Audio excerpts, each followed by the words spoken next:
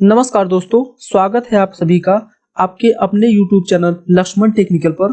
दोस्तों, आज के इस वीडियो में हम बात करने वाले हैं reserve bank of India RBI online form 2026 के बारे में।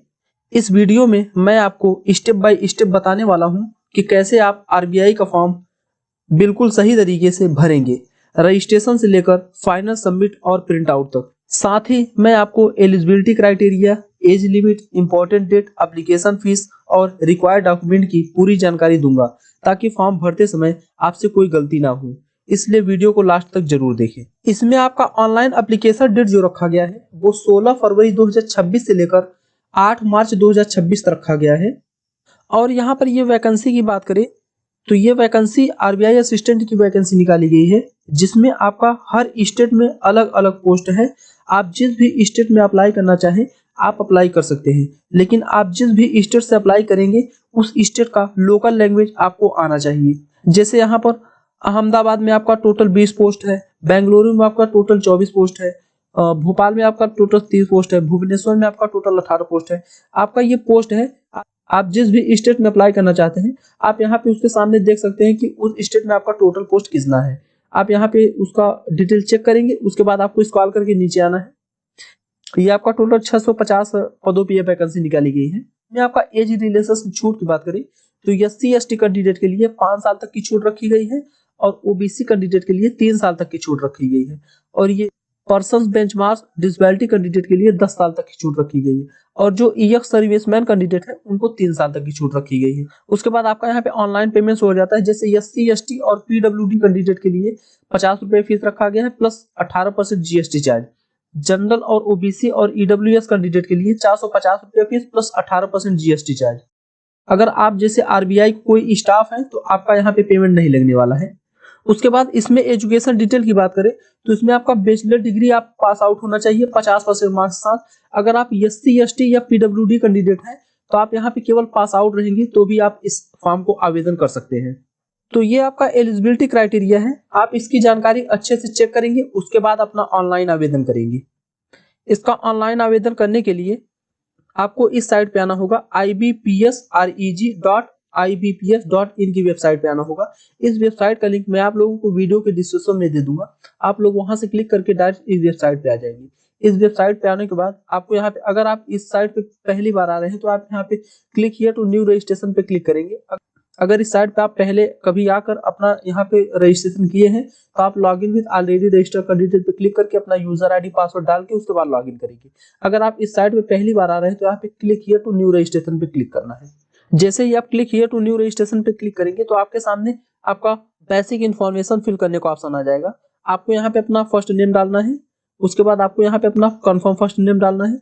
अगर आपका मिडिल नेम है तो आप यहाँ पे फिल करेंगे, उसके बाद मिडिल नेम आपको कंफर्म करना है। आपका लास्ट नेम है तो आप यहाँ पे अपना लास्ट नेम डालेंगे, उसके बाद कंफर्म लास्ट नेम डालेंगे। अगर आपका मिडिल नेम और लास्ट नेम नहीं है तो आप इसको ब्लैंक छोड़ देंगे। उसके बाद आपको स्क्रॉल करके नीचे आना है। उसके बाद आपको यहाँ पे अपना मोबाइल नंबर डालना है, उसके बाद मोबाइल नंबर आपको कंफर्म डालना है। अगर आपके पास कोई अल्टरनेट मोबाइल नंबर है तो आप यहाँ पे फिल करेंगे। उसके बाद आपको यहाँ पे अपना ईमेल आईडी डालना है। उसके बाद आप यहाँ से डोमेन सेलेक्ट करेंगे, जैसे यहाँ पे अपना ईमेल आईडी यहाँ पे डालेंगे। उसके बाद यहाँ से @gmail.com यहाँ से आप सेलेक्ट करेंगे। उसके बाद आपको यहाँ पे अपना ईमेल आईडी कंफर्म डालना है। उसके बाद ये कैप्चा आपको यहाँ पे फिल करना है। जैसा ये कैप्चा लिखा है आप यहाँ पे फिल करेंगे, उसके बाद सेव एंड नेक्स्ट करेंगे। उसके बाद आपको ओके करना है। जैसे ही आप ओके करेंगे तो यहाँ पे आपका ओटीपी वेरिफिकेशन के लिए आ जाएगा। आपके यहाँ पे मोबाइल नंबर शो हो जाता है। उसके बाद आपको सेंड ओटीपी पे क्लिक करना है। जैसे ही आप सेंड ओटीपी पे क्लिक करते हैं तो आपके मोबाइल नंबर पे एक ओटीपी सेंड कर दिया जाएगा। उस ओटीपी को आप यहाँ पे फिल करेंगे, उसके बाद वेरीफाई ओटीपी पे क्लिक करेंगे। जैसे ही आप वेरीफाई ओटीपी पे क्लिक करते हैं तो आपका मोबाइल नंबर वेरीफाई सक्सेसफुली हो जाता है। उसके बाद आपको यहाँ पे ईमेल आईडी का सेंड ओटीपी पे क्लिक करना है। जैसे ही आप सेंड ओटीपी पे क्लिक करते हैं तो आपके ईमेल आईडी पे एक ओटीपी सेंड कर दिया जाता है। उस ओटीपी को आप यहाँ पे फिल करेंगे, उसके बाद वेरीफाई ओटीपी पे क्लिक करेंगे। जैसे ही आप वेरीफाई ओटीपी पे क्लिक करते हैं तो आपका ईमेल आईडी भी वेरीफाई हो जाता है। उसके बाद आपको यहाँ पे अपना आपका रजिस्ट्रेशन नंबर और पासवर्ड यहाँ पे शो हो जाता है। ये रजिस्ट्रेशन नंबर और पासवर्ड आपको नोट करके रख लेना है। उसके बाद आपको स्क्रॉल करके नीचे आना है। यहाँ पे आपको अपना फोटोग्राफ अपलोड करना है। फोटो का साइज आपका क्या होना चाहिए, यहाँ पे आपको गाइडलाइन दिया है, आप इस पे क्लिक करेंगे। जैसे ही आप उस पर क्लिक करते हैं तो यहाँ पे आपका फोटोग्राफ का आपका गाइडलाइन क्या है वो आपका दिख जाएगा। जैसे आपका फोटोग्राफ आपका जो है रिसेंट पासपोर्ट साइज फोटो होना चाहिए, वो कलर पिक्चर आपका होना चाहिए। जिसमें आपका लाइट कलर होना चाहिए परफेक्टली, जो कि व्हाइट बैकग्राउंड के साथ होना चाहिए। इसका साइज जो है 200 इंटू 230 पिक्सल में होना चाहिए, जिसका साइज 20 केबी से लेकर 50 केबी के बीच होना चाहिए। आपको फोटोग्राफ अपलोड करने के लिए ब्राउज पे क्लिक करना है। उसके बाद जहां भी आपका फोटोग्राफ रखा हुआ है आप उस पर क्लिक करेंगे, उसके बाद ओपन कर देंगे। जैसे ही आप ओपन करेंगे तो यहाँ पे आपका फोटोग्राफ सक्सेसफुली अपलोड हो जाता है। उसके बाद आपको यहाँ पे अपना एक लाइव फोटो अपलोड करना है। अगर आपका वेबकैम या कैमरा सही है तो आप कैप्चर फोटो पे क्लिक करके उसके बाद अपना फोटो कैप्चर करेंगे। अगर आपका वेबकैम और कैमरा सही नहीं है तो आप यहाँ पे क्लिक हियर टू स्कैन पे क्लिक करेंगे। उसके बाद अपने मोबाइल फोन से ये क्यूआर कोड स्कैन करेंगे, उसके बाद लॉगिन करेंगे, उसके बाद आप अपना फोटोग्राफ अपलोड करेंगे। जैसे ही आप अपना फोटोग्राफ अपलोड करेंगे तो यहाँ पे आपका फोटोग्राफ शो हो जाता है। आपको फोटोग्राफ अपलोड करने के लिए आपको कैप्चर फोटो पे क्लिक करना है। उसके बाद आपका कैमरा यहाँ पे ओपन हो जाएगा। उसके बाद आपको इस कैमरे के अंदर अपना फेस रखना है। उसके बाद कैप्चर पे क्लिक करना है। उसके बाद सेव पे क्लिक करना है। जैसे ही आप सेव पे क्लिक करेंगे तो आपका यहाँ पे फोटो अपलोड हो जाएगा। उसके बाद आपको स्क्रॉल करके नीचे आना है, यहाँ पे आपको आई कंफर्म पे क्लिक करना है। उसके बाद आपको यहाँ पे अपना सिग्नेचर अपलोड करना है। सिग्नेचर का यहाँ पे आपका गाइडलाइन दिया गया है, आप इस पे क्लिक करेंगे। जो आपका सिग्नेचर होना चाहिए वो आपका व्हाइट पेपर पे होना चाहिए, ब्लैक पेन से होना चाहिए, और जिसका डायमेंशन आप रहे तो 140 इंटू 60 पिक्सल में आपका डायमेंशन होना चाहिए, जिसका साइज आपका 10 केबी से लेकर 20 केबी के बीच होना चाहिए। और आपका लेफ्ट थंब का जो साइज होगा वो 20 से लेकर 50 केबी के बीच होना चाहिए। आपको सिग्नेचर अपलोड करने के लिए आपको ब्राउज पे क्लिक करना है। उसके बाद जहां भी आपका सिग्नेचर रखा हुआ है आप उस पर क्लिक करेंगे, उसके बाद ओपन कर देंगे। जैसे ही आप यहाँ पे ओपन करेंगे तो आपका यहाँ पे सिग्नेचर अपलोड हो जाता है। उसके बाद आपको यहाँ पे आई कंफर्म पे क्लिक करना है। उसके बाद स्क्रॉल करके नीचे आना है। उसके बाद नेक्स्ट करना है। जैसे ही आप नेक्स्ट करते हैं तो आपके सामने आपका बेसिक डिटेल फिल करने का ऑप्शन आ जाता है। यहाँ पे आपको अपनी कैटेगरी बतानी है कि आप किस कैटेगरी से बिलोंग करते हैं। उसके बाद ओके करना है। Are you a person which benchmark disability of 40%? अगर आप 40% बेंचमार्क डिसेबिलिटी है तो आप यहाँ पे यस करेंगे। उसके बाद उसकी जानकारी देंगे तो आप किस तरह की डिसेबिलिटी है आप यहाँ पे उसकी टाइप सेलेक्ट करेंगे। उसके बाद आपको यहाँ पे अपना नेचर ऑफ डिसेबिलिटी बताना है। अगर आपका ये सब नहीं है तो आप इसमें सिंपली नो करेंगे। तो ये सब आपका जो ऑप्शन है वो आपका ऑटोमेटिक हाईलाइट हो जाएगा। उसके बाद आप स्क्रॉल करके नीचे आना है। उसके बाद आपसे यहाँ पूछा जा रहा है अगर आप किसी तरह के डिसेबिलिटी कैंडिडेट है, अगर यहाँ पे लिखने में कोई दिक्कत परेशानी आती है तो आप यहाँ पे यस करके उसके बाद आप यहाँ पे उसके बाद आपको यहाँ पे अपना कंपेंसेटरी बताएंगे। अगर आप डिसेबिलिटी कैंडिडेट नहीं है, अगर आपको लिखने में कोई भी दिक्कत परेशानी है आप इसमें सिंपली नो करेंगे। उसके बाद आपको स्क्रॉल करके नीचे आना है। ये सब आपका ऑटोमेटिक हाईलाइट रहता है। उसके बाद आपको स्क्रॉल करके नीचे आना है। उसके बाद ये आपसे पूछे आर यू ईएक्स सर्विसमैन? अगर आप ईएक्स सर्विसमैन है तो यहाँ पे यस करेंगे वरना नो करेंगे। Are you disable ex serviceman? अगर आप किसी तरह के डिसेबल ईएक्स सर्विसमैन है तो आप यहाँ पे यस करेंगे वरना नो करेंगे। यहाँ पे आपसे पूछा dependent of defence personnel kill and action? अगर आप हैं तो यहाँ पे यस करेंगे वरना नो करेंगे। उसके बाद यहाँ पे आपसे पूछा जाए क्या आपको एज रिलेशन में छूट चाहिए? अगर एज रिलेशन में छूट चाहिए तो यस करेंगे वरना नो करेंगे। उसके बाद आपसे यहाँ पूछा क्या आप प्रेजेंट में आरबीआई के कोई स्टाफ है? अगर है तो यहाँ पे यस करेंगे और उसकी जानकारी देंगे। अगर आप यहाँ पे स्टाफ नहीं है तो यहाँ पे सिंपली नो करेंगे। उससे पूछा are you ex employ RBI? अगर है तो यहाँ पे यस करेंगे वरना नो करेंगे। उसके बाद आपको यहाँ पे अपनी नेशनलिटी बतानी है। उसके बाद आपसे यहाँ पूछेगा कंसेंट टू आधार वेरिफिकेशन? आप इसमें यस करेंगे। उसके बाद आपको यहाँ पे अपना आधार नंबर डालना है। उसके बाद पैन कार्ड नंबर इसमें फिल करना है। उसके बाद आपसे यहाँ पूछा जाए select of office you're applying for? आप किस ऑफिस के लिए यहाँ पर अप्लाई करना चाहते हैं? यहाँ पे आपका सारा शो हो जाता है, अहमदाबाद, बेंगलुरु, भोपाल, भुवनेश्वर, चंडीगढ़। आपको जिस भी ऑफिस में अप्लाई करना चाहते हैं, जिस भी पोस्ट के लिए अप्लाई करना चाहते हैं, आप उस पर क्लिक करेंगे। जिस भी पोस्ट के लिए आप अप्लाई करेंगे वहां का लोकल लैंग्वेज आपको नॉलेज होना चाहिए। उसके बाद आपको यहाँ पे बताना है कि आप वहाँ पे सेंटर कहाँ पे लेना चाहते हैं। जैसे यहाँ पे मुंबई में आपका सारा डिस्ट्रिक्ट शो हो जाता है। आप जिस भी डिस्ट्रिक्ट में अपना सेंटर लेना चाहते हैं आप उस पर क्लिक करेंगे। उसके बाद आपको यहाँ पे अपना दूसरा डिस्ट्रिक्ट सेलेक्ट करना है। उसके बाद आपको यहाँ पे तीसरा एग्जामिनेशन डिस्ट्रिक्ट सेलेक्ट करना है। जो भी आपका तीसरा एग्जामिनेशन सिटी है आप यहाँ पे चूज करेंगे। उसके बाद आपको चौथा एग्जामिनेशन सेंटर यहाँ पे चूज करना है। उसके बाद आपको यहाँ पे सेंटर ऑफ मेन एग्जामिनेशन आपको यहाँ पे सेलेक्ट करना है कि आप अपना मेन एग्जामिनेशन कहाँ पे देना चाहते हैं। आप यहाँ पे सेलेक्ट करेंगे। उसके बाद आपको सेकंड बताना है कि आप कहाँ पे लेना चाहते हैं। उसके बाद आपको यहाँ पे बताना है कि अपना थर्ड मेंस एग्जामिनेशन आप कहाँ पे क्लियर करना चाहते हैं। उसके बाद आपको यहाँ पे चौथा बताना है कि आप अपना चौथा सेंटर मेंस का कहाँ पे देना चाहते हैं। आप यहाँ पे सेलेक्ट करेंगे। उसके बाद आपको स्क्रॉल करके नीचे आना है।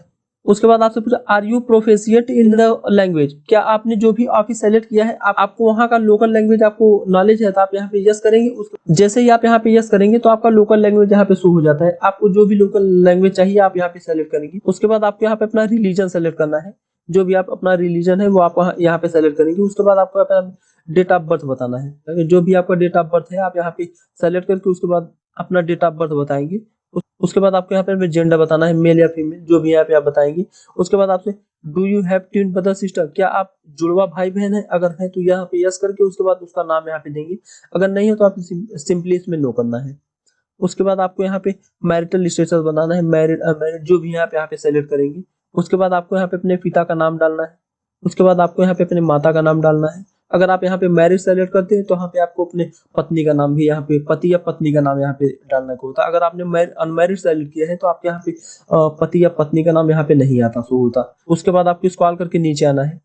उसके बाद आपको यहाँ पे अपना एड्रेस देना है, आपका जो भी एड्रेस है आप यहाँ पे फिल करेंगे। उसके बाद डिस्ट्रिक्ट आपको यहाँ पे बताना है। उसके बाद आपको यहाँ पे स्टेट सेलेक्ट करना है। उसके बाद आपको यहाँ पे पिन कोड अपना दर्ज करना है।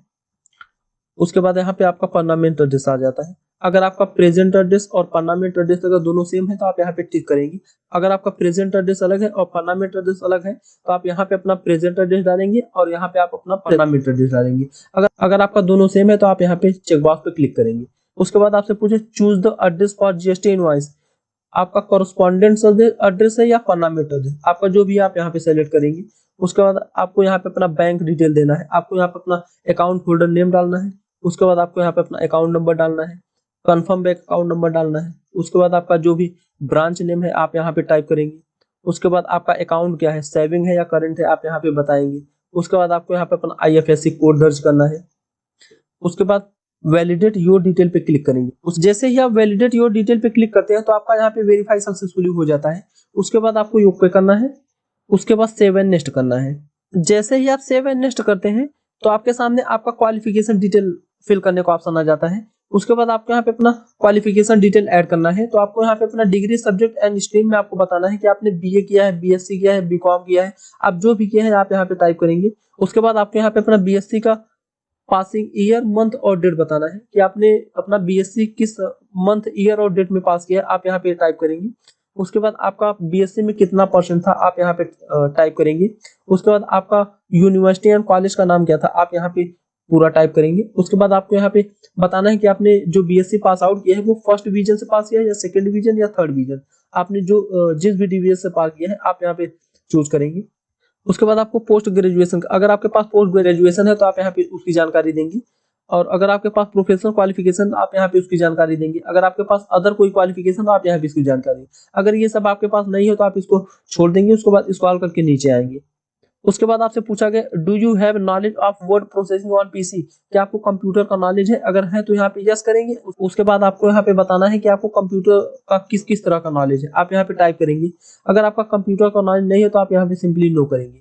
उसके बाद आपको स्क्रॉल करके नीचे आना है। उसके बाद यहाँ पे आपसे पूछा गया कि अगर आप प्रेजेंटली में कोई वर्क कर रहे हैं तो आप यहाँ पे यस करेंगे। उसके बाद उसकी जानकारी देंगे। अगर आप प्रेजेंटली में कोई वर्क नहीं कर रहे आप इसमें सिंपली नो करेंगे। उसके बाद आपको स्क्रॉल करके नीचे आना है। उसके बाद आपको यहाँ पे अपना लैंग्वेज सेलेक्ट करना है। अगर आप जैसे ही आप यहाँ पे अपना लैंग्वेज सेलेक्ट करेंगे उसके बाद आपको रीड करना आता है, राइट करना आता है, स्पीक करना आता है, आप यहाँ पे सेलेक्ट करेंगे। उसके बाद आपको अगर किसी अदर लैंग्वेज की जानकारी आप यहाँ पे टाइप करेंगे। उसके बाद आपको बताना है कि आपको रीड करना आता है, राइट करना आता है या स्पीक करना आता है, आपका जो भी है आप यहाँ पे बताएंगे। उसके बाद वैलिडेट योर डिटेल पे क्लिक करेंगे। जैसे ही आप वैलिडेट योर डिटेल पे क्लिक करते हैं तो आपका यहाँ पे वेरीफाई सक्सेसफुली हो जाता है। उसके बाद आपको ओके करना है। उसके बाद आपको सेव एंड नेक्स्ट करना है। जैसे ही आप सेव एंड नेक्स्ट करते हैं तो आपके सामने आपका प्रीव्यू फॉर्म आ जाता है। उसके बाद आपको अपनी जानकारी अच्छे से चेक कर लेनी है कि आपने जो भी अपनी डिटेल यहाँ पे प्रोवाइड की है वो सब सही है। उसके बाद आपको स्क्रॉल करके नीचे आना है। अगर आपने जो भी जानकारी यहाँ पे दी है अगर सब सही है तो आप यहाँ पे आई एग्री पे क्लिक करेंगे। उसके बाद कंप्लीट रजिस्ट्रेशन पे क्लिक करेंगे। अगर आपका इसमें कोई भी डिटेल गलत फिल हो गया तो आप यहाँ पे बैक जाकर अपना फॉर्म को संशोधन भी कर सकते हैं। अगर आपका सब सही है तो आप यहाँ पे आई एग्री पे क्लिक करेंगे। उसके बाद कंप्लीट रजिस्ट्रेशन पे क्लिक करेंगे। उसके बाद ओके करेंगे। उसके बाद फिर से ओके करेंगे। जैसे ही आप ओके करते हैं तो आपका यहाँ पे डॉक्यूमेंट अपलोड करने का ऑप्शन आ जाता है। आपको यहाँ पे अपना लेफ्ट थंब इम्प्रेशन अपलोड करना है।